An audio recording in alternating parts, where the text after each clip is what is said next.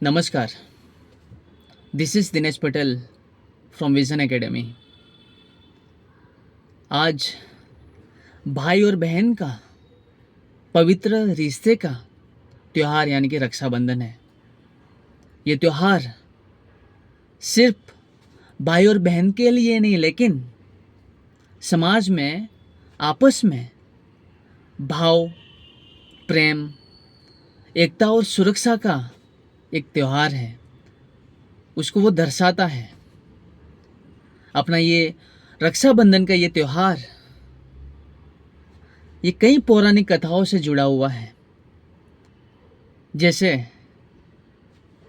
राजा बलि और माँ लक्ष्मी।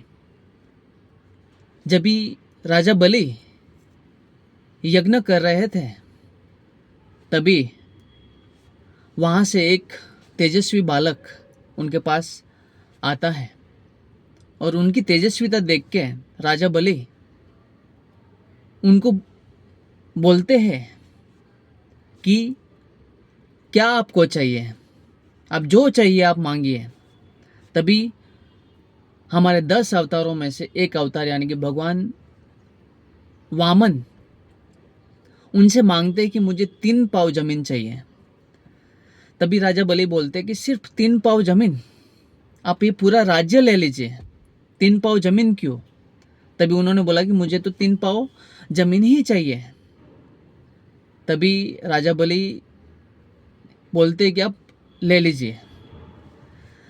तभी भगवान वामन एक पाव में पूरी पृथ्वी को नापते हैं और दूसरे पाव में आकाश को, और तीसरा पाव जब भी राजा बलि को बोलते हैं, तभी राजा बलि को पता चलता है कि ये कोई सामान्य व्यक्ति नहीं है, ये भगवान ही हो सकते हैं। तभी उन्होंने बोला कि तीसरा पाव मेरे सर के ऊपर रखिए। तभी तीसरा पाव उनके सर पे रखते हैं और वो पाताल लोक पे चले जाते हैं। फिर इनकी ये दानवीरता देख के, बलि की ये दानवीरता देख के भगवान वामन यानी कि भगवान नारायण उनको वचन मांगने के लिए बोलते हैं। तभी राजा बलि बताते हैं कि मुझे तो कुछ चाहिए नहीं, लेकिन आप मुझे साक्षात मिले हैं और मैं हर दिन आपको देख पाऊँ, मैं घर से बाहर निकलूँ या घर के अंदर जाऊँ या कोई भी काम करूँ, तो सिर्फ आप मुझे दिखने चाहिए, इसलिए आप मेरे द्वारपाल बनिए। तभी भगवान नारायण यानी कि वामन, भगवान विष्णु उनके द्वारपाल बनते हैं और द्वारपाल बनते भगवान माँ लक्ष्मी को चिंता होने लगती है कि भगवान नारायण राजा बलि के द्वारपाल बने हुए हैं, तो अभी कैसे यहाँ पे वापस आएंगे। तभी माँ लक्ष्मी एक अलग रूप लेके बलि राजा के पास जाते हैं। वो उनको बताते हैं कि मेरा कोई भाई नहीं है, आप मेरे भाई बनिए और ये राखी का धागा आपकी कलाई पे मुझे बांधना है। तभी राजा बलि की कलाई पे माँ लक्ष्मी राखी का धागा बांधती है। तभी वो राजा बलि प्रसन्न होके उनको कुछ मांगने के लिए बोलते हैं। तभी माँ लक्ष्मी अपने रियल स्वरूप में आके उनको बताती है कि मुझे ये द्वारपाल चाहिए। तभी राजा बलि हंसते हंसते उनको बोलते हैं कि माँ लक्ष्मी आप साक्षात हैं, मेरी बहन बनी है, तो ये द्वारपाल से मैं भगवान विष्णु को मुक्त करता हूँ और आपको सौंपता हूँ। तो ये एक पवित्र रिश्ते का, पवित्र संबंध का ये एक रिश्ता है रक्षाबंधन। एक राखी बांधने से, वचन देने से बलि राजा भगवान विष्णु को मुक्त करते हैं। उसके बाद ये परंपरा शुरू होती है रक्षाबंधन की। और एक दूसरी कहानी भगवान कृष्णा और द्रौपदी की है।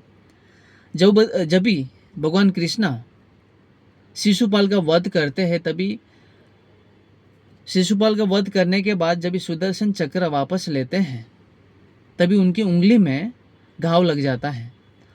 घाव लगने के बाद द्रौपदी को चिंता होने लगती है और वो अपने साड़ी का पल्लू निकाल के वहाँ पे बांधती है।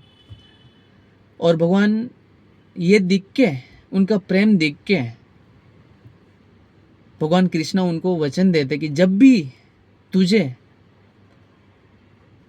यानी कि तू कभी आपत्ति में रहेगी और मेरी ज़रूरत पड़ी तो दिल से सिर्फ पुकारना मुझे, मैं आपकी सहायता करने के लिए वहाँ पे हाजिर रहूँगा। और हमें कहानी पता ही है कि जब भी द्रौपदी का चीरहरण हुआ था, तभी साड़ी की आपूर्ति भगवान कृष्ण ने की थी। तो ये हमारा रक्षाबंधन का त्यौहार है, कई पौराणिक कथाओं से जुड़ा हुआ है। रक्षाबंधन की ये हर एक कहानी हमें सिखाती है कि ये त्यौहार भाव, प्रेम, शौर्यता, त्याग और वचनबद्धता का एक त्यौहार है, उसका एक प्रतीक है। ये चाहे राजा बलि या माँ लक्ष्मी की कथा क्यों ना हो, या भगवान कृष्ण या द्रौपदी की कथा क्यों ना हो, लेकिन हर एक कथाओं के पीछे, हर एक कहानी के पीछे मानवीय मूल्यों की प्रतिष्ठा है। रक्षाबंधन का ये त्योहार हमें ये सिखाता है कि समाज के अंदर भाव, एकता और सुरक्षा का एक इंडिकेशन है, सुरक्षा को रिप्रेजेंट करता है।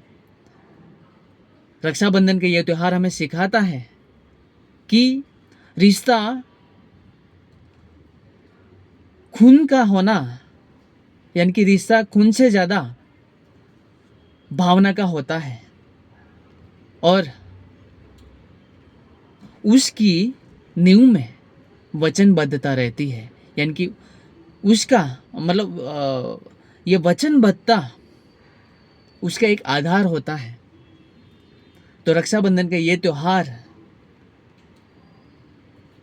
मेरी हर एक बहनों को, पूरे भारतवर्ष को रक्षाबंधन की खूब खूब हार्दिक शुभकामनाएं। और आप हमारी कलाइयों पे, भाइयों की कलाइयों पे राखी बांधते हैं और भाई आपको वचन देता है आपकी सुरक्षा का, और आपका ये प्रेम अटूट है, ना टूटने वाला है, कभी नहीं टूटता है। तो ये प्यारा सा रक्षाबंधन का त्यौहार आप सभी बहनों को, पूरे भारतवर्ष को खूब खूब रक्षाबंधन की हार्दिक शुभकामनाएं। जय हिंद।